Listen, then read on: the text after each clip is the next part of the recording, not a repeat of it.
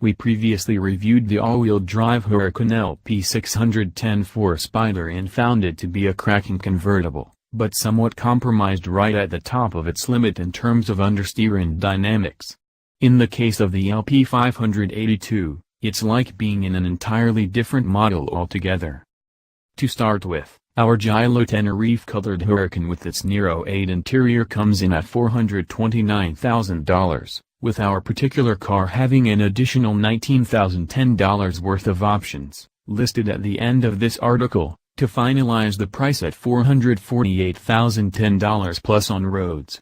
Without options, it's $42,000 cheaper than the AWD Spyder model, and we are here to tell you why it's not only better value, but also much, much better in general.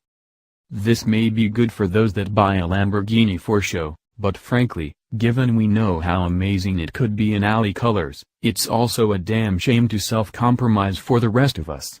To make amends, the LP582 is the answer for the true drivers in both coupe and convertible format.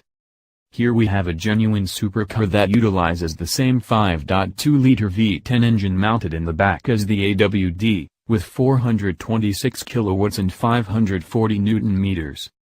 That's down 23 kilowatts on power compared to the LP610-4, hence the 580 horsepower designation, but unless you've got a dyno to prove it, it's hard to tell the two apart on the move.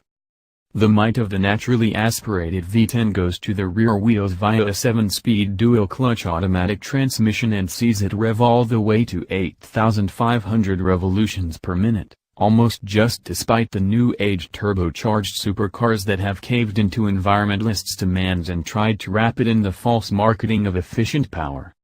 The Spyder will go from 0 to 100 km/h in 3.6 seconds, making it the slowest Lamborghini money can buy. You can save yourself the 50k in 0.2 seconds if you pick the RWD coupe.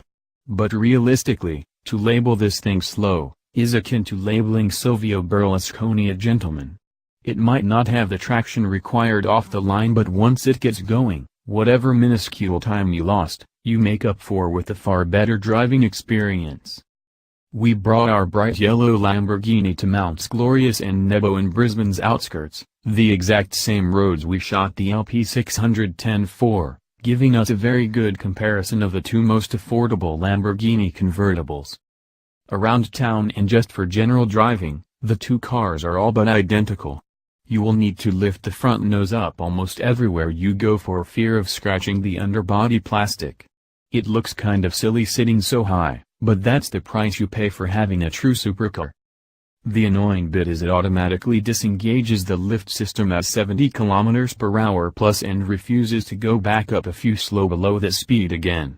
We would love to see Lamborghini implement an option whereby if the car comes down to 15 km/h the nose begins to automatically lift again. Just to stop you from pressing the lift button more often than you really want to. We all but forgot about the interior as we listened to its glorious and unmuted V10 scream while being pushed up the mountain with a level of confidence that we had never experienced from any Huracan before.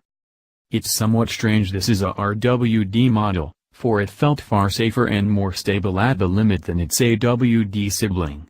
In the dry at least.